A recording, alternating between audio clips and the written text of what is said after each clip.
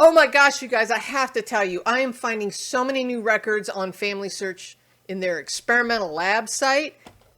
I'll tell you what, I recorded this episode for Genealogy TV, and if you have not done this FamilySearch full text search, it is pure gold. There are so many comments from this video on the Genealogy TV YouTube channel about, oh my gosh, I found records. Just read the comments alone. You'd be amazed. So I thought I would play this again for you here on the North Carolina channel because a lot of what I'm finding are for North Carolina ancestors. And so it is amazing. It's all in beta, it's brand new technology, but you know, the reality is we're finding stuff that we never have seen before, even as professionals. It's such a deep dive and such a deep dig, I guess, into these new records that we never even knew existed. So I'm going to play this for you, and you need to learn how to do this because it's, first of all, pretty easy, but it's amazing. So it's in beta, it's an experimental, but I'll tell you all about it in this video. Oh my gosh, you guys, I have to tell you, I am finding so many new records on FamilySearch in their experimental lab site that I had to stop everything and record this video so that you too can get some benefit out of this new website. Now, I'm going to show you how to find it and step-by-step instructions on how to use it right here in this video. So let's recap. FamilySearch announced at RootsTech 2024, in case you're watching this in future years. A few weeks ago, they announced this experimental full text search website, and I have been really impressed with the amount of records that I've been finding that I never found before. Now, they're taking these typed and handwritten documents and running it through this new AI technology to help transcribe unindexed or maybe lightly indexed records. This is huge. Now, I heard that 60% of records at FamilySearch are not easily found in search. So just to help you out, there is a handout for this episode. Now, currently, these records are only U.S. land and probate records and Mexico notary records. This is beta. This is an experiment. And, well, let's just get started. Okay, to find this website, you're not going to find it on the FamilySearch website. You need to go to FamilySearch.org/labs, and this will take you here. Now, you're going to need to sign into your FamilySearch account in order to access this page. So if you don't have a FamilySearch account, oh my gosh, you're missing out. Please sign up. It is free, and it is some of the best records in the world. All right, so once you're there, this very first box, it says expand your search with full text search. Now, I've already turned it on. You will probably see something that says turn on. Click that button and then go to the experiment. Once there, you're going to get this screen. Now, I imagine they're going to update this, but as a reminder, U.S. land and probate records and Mexico notary records are currently available. So make sure that you're paying attention to that, because if you're looking for a marriage record, you probably won't find it. You might find evidence of a marriage, like in a probate record or a land deed where it says Benjamin Garrett and his wife Sarah. That's evidence of a marriage, even though it's not a marriage certificate. Now, one last thing before we get started is to bookmark this page and save it. And now you've got it bookmarked. If you're using Chrome, that's how you bookmark it. But let's start with a search. So we're going to search for one of my ancestors. Let me show you. Over on Ancestry, where I keep most of my stuff, is Samuel Ferguson. He was born in 1744 and he died in 1825. So let's see.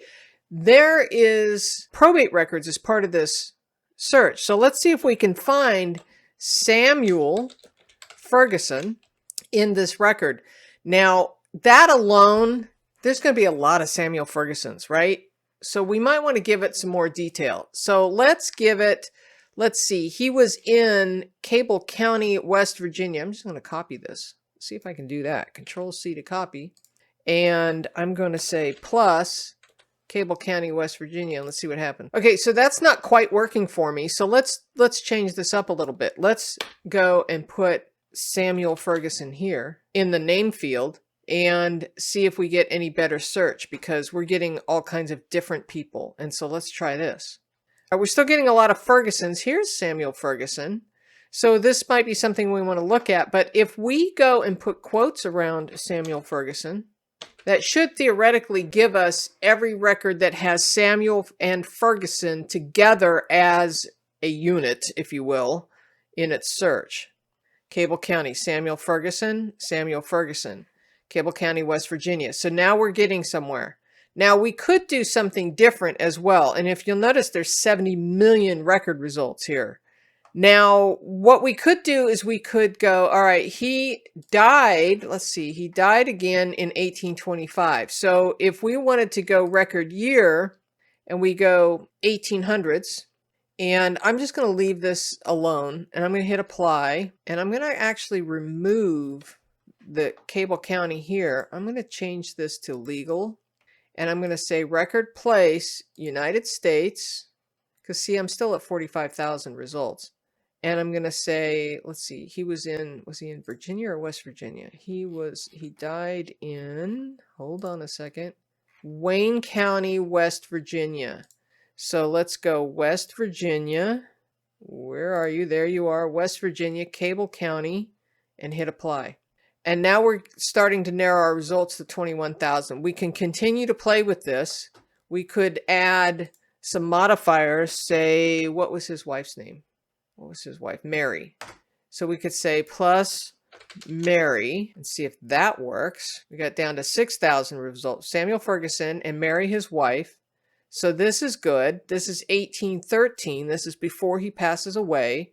This is something I'm going to want to look at. So I'm going to right click and I'm going to open a new tab because I don't want to lose my search here. And I'm going to go take a look at this record. And I can tell already that this is probably him. Now look at how faint this is, but yet the transcription over here still managed to capture it. So did you catch what I did there? There were two things that kind of were taking me down a rabbit hole that I didn't want to go down. First of all, this record here is a deed. It has nothing to do with the death. We were looking for a death record, but that's okay. Open in a new tab, have fun. I tell you what, I was having so much fun. I was finding so many records. One of the things that you're going to notice, though, look at this. First of all, they're spelling the name differently in this record. They repeat the surname like 3 times, if you'll notice. Ferguson, Ferguson, and Ferguson up here. You got to deal with it because it's an experiment. It's in beta. They're still developing it, but you can start to use it.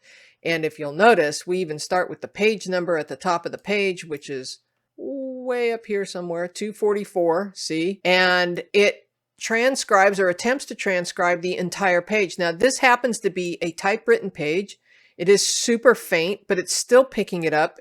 Details that we might not even be able to see, it is managing to catch. So I'm going to go back over here. The other thing that I was mentioning was that it's easy to go down these rabbit holes. These are deeds, and I'm looking for a death record. So let's continue to see if we can find something that is related to his death, specifically a probate record. Since it's probate and land records that are in these records, we want to see if we can narrow this down a little bit. So we could take a look at, let's see, what do we got? We got record type. I thought I had picked legal already. Let's try that because, you know, probate records are usually handled in the courts. So it may be that we just have to continue to filter down. So we picked 1800 earlier and he died in 1825. So let's try 1820. So we have 155 records here. Will book 1825. Bingo. This is it. His wife, Mary. All right. So now we can right click and open a new tab. Now we found what our research question was let's try and find some information about Samuel Ferguson and any death records that we can find. So spoiler alert, I've already looked at this. This is fascinating to me that this technology can read this handwriting. You know, some of us can't read this handwriting, although this one's pretty clear. In the county of Cable, state of Virginia. So that's the other trick that I was going to suggest that I said I missed 2 things there. And the other one was I was searching in the state of West Virginia. And while Virginia is a word in West Virginia, it found it, but pay attention to when these states were formed, because he dies in 1825 and West Virginia is not born until I think it's 1867. It was right toward the 1865, somewhere in there.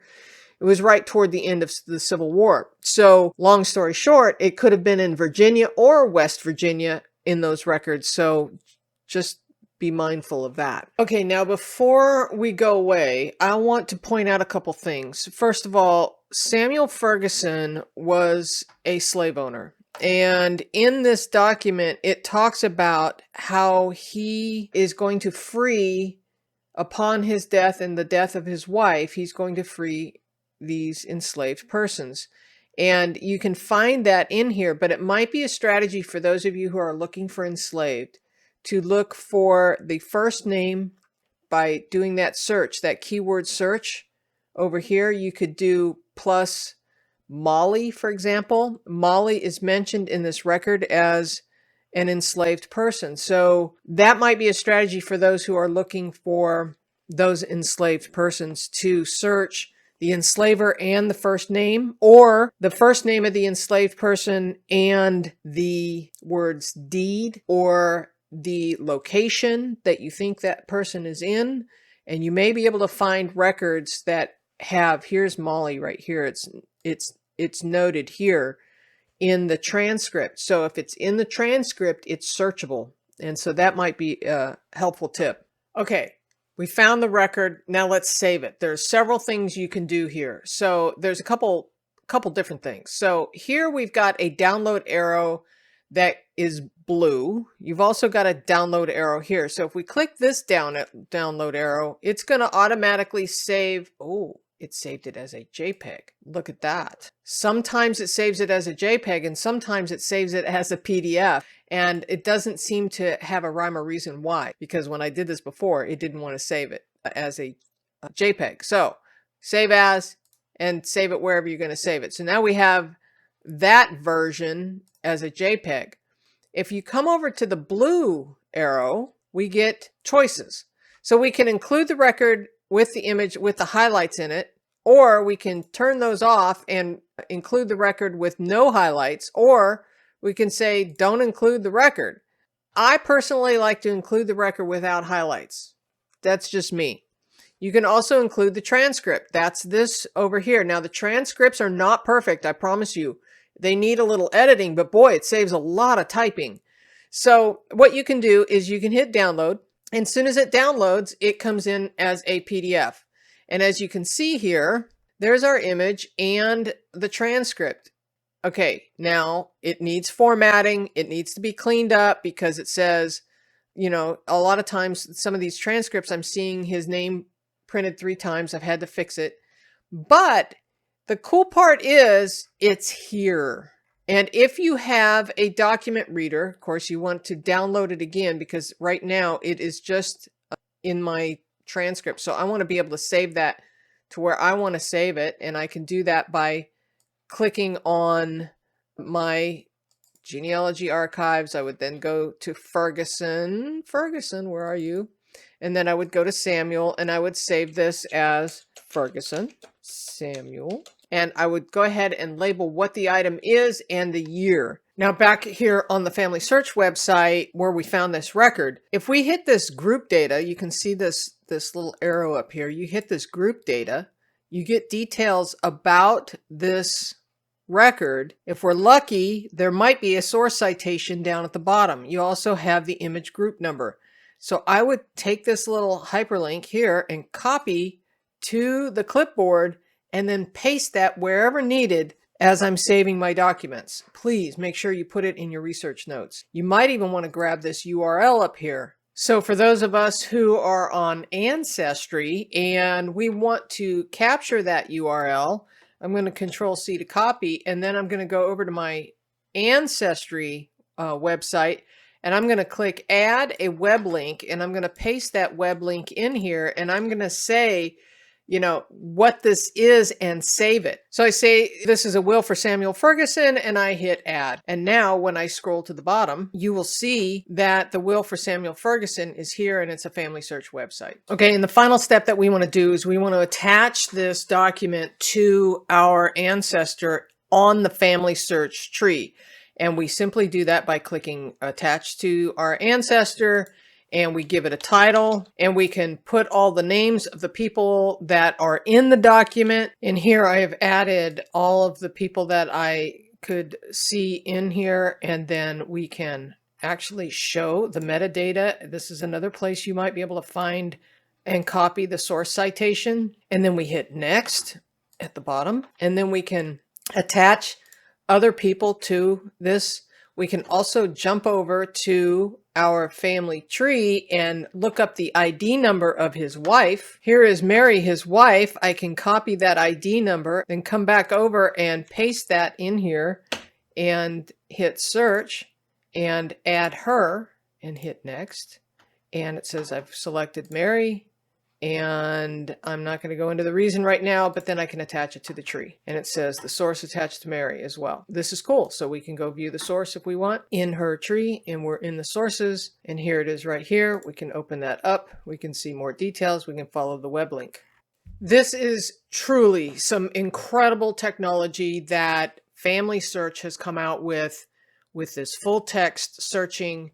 This is going to be a game changer. This is going to allow us to research those records that are unindexed or minimally indexed to find words and key phrases that may help us narrow down our results to find the records that we are looking for. Kudos to FamilySearch. This is truly amazing. I'm telling you, it's worth the effort. You really need to take a moment and try this. There is a handout for this, by the way. It is at genealogytv.org/handouts, and I'll leave a link in the description box below as well, kind of give you some of the little nuances of how to do this, but it's really not hard, and it's amazing what you can find. All right, I hope that was helpful. See you in the next one.